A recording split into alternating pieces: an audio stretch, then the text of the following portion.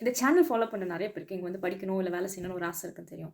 So ஒருவேளை நீங்கள் வரீங்கன்னா உங்களுக்கு எங்கள் லைஃப்பை வந்து ஈஸியாக்கிறதுக்கு நான் உங்களுக்கு டெய்லி ஒரு 5 நியூ ஜெர்மன் வேர்ட்ஸ் சொல்லி கொடுக்க போகிறேன். இன்றைக்கி சொல்ல போகிற இந்த 5 ஜெர்மன் வேர்ட்ஸ் வந்து சமையல் சம்மந்தமான விஷயங்கள்.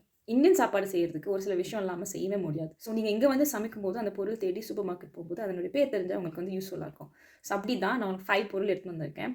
நம்பர் 1 வெங்காயம். வெங்காயம் இல்லாமல் இந்தியன் சாப்பாடு செய்யவே முடியாது. சட்னிலேருந்து, குழம்புலேருந்து, பிரியாணிலேருந்து எல்லாத்துக்கும் வெங்காயம் தேவை. ஸோ வெங்காயம் வந்து ஜெர்மனில் என்ன சொல்லுவாங்கன்னா ஸ்வீபல்.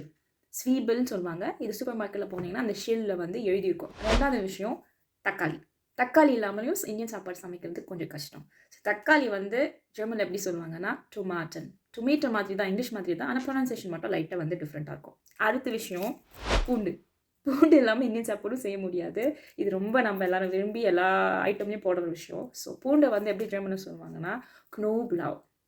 இந்த ஊரில் வந்து இந்த பெரிய பூண்டு தான் அவைலபிளாக இருக்கும். இது வந்து உரிச்சு சமைக்கிறதுக்கும் ரொம்ப கன்வீனியண்ட்டாக இருக்கும். நெக்ஸ்ட் ஐட்டம் பூண்டுக்கு ரொம்ப க்ளோஸான ஒரு ஐட்டம் இஞ்சி.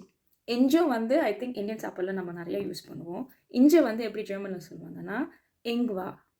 இஞ்சி மாதிரியே தான் சவுண்ட் ஆகுதுல்ல, இங்வா. லாஸ்ட் ஐட்டம் தான் மோஸ்ட் இம்பார்ட்டன்ட் ஐட்டம். இது எல்லாமே இந்தியன் சாப்பாடுக்கு அந்த அளவுக்கு ஃபேமஸ் வந்து கிடச்சிருக்குமான்னு தெரியல.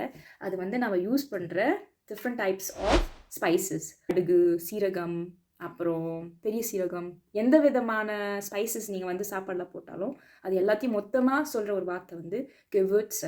கெவர்ட்ஸ்னா எல்லா ஸ்பைசஸும் அதில் அடங்கும். ஸோ கெவர்ட்ஸ் எல்லாமே நம்மளால் வந்து சமைக்க முடியாது. இந்திய சாப்பாட்டுக்கு தேவையான 5 வார்த்தைகளுடைய பேர்கள் உங்களுக்கு தெரியும். ஸ்வீபல், டொமாட்டன், knoblauch, Ingwer, Gewürze. That's it.